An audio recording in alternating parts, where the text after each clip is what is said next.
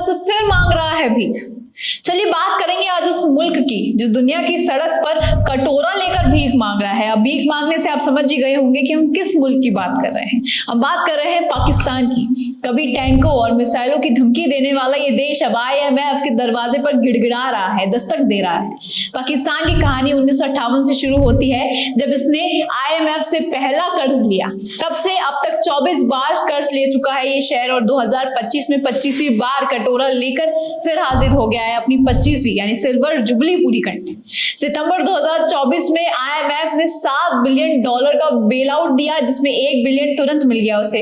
मार्च 2025 में $1.5 बिलियन का climate loan और $1 बिलियन की दूसरी किश्त भी मंजूर हुई। लेकिन पाकिस्तान का पेट तो इससे भी नहीं भरा।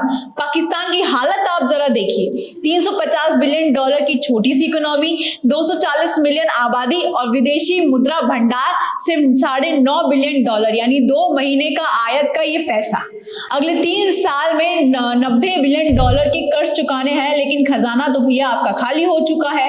और डेटा की अगर हम बात करें तो पाकिस्तान का टोटल कर्ज $128 बिलियन है, जिसमें आंतरिक और बाहरी कर्ज मिलाकर 63 ट्रिलियन रुपए हो चुके हैं।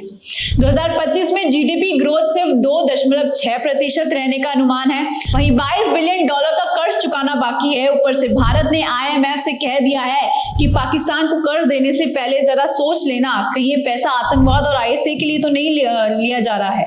9 मई 2025 को IMF की बोर्ड मीटिंग में भारत ने मुद्दा उठाया। पाकिस्तान चिल्ला रहा है वहां दूसरी तरफ से ये भारत की कोई सोची समझी सियासी साजिश है। लेकिन सवाल ये है, जब खजाना आपका खाली हो चुका है तो साजिश का इल्जाम आप किस पे लगा रहे हैं? पहली बात तो पाकिस्तान की हालत ऐसी है कि अब चीन से भी $1.5 बिलियन का कर्ज मांग रहा है, क्योंकि पुराना $4.5 बिलियन का कर्ज तो आपका खत्म हो चुका है पहले ही। लेकिन मजाक से हटकर अगर पाकिस्तान की ये कंगाली सिर्फ आर्थिक नहीं है, सियासी भी हो सकती है।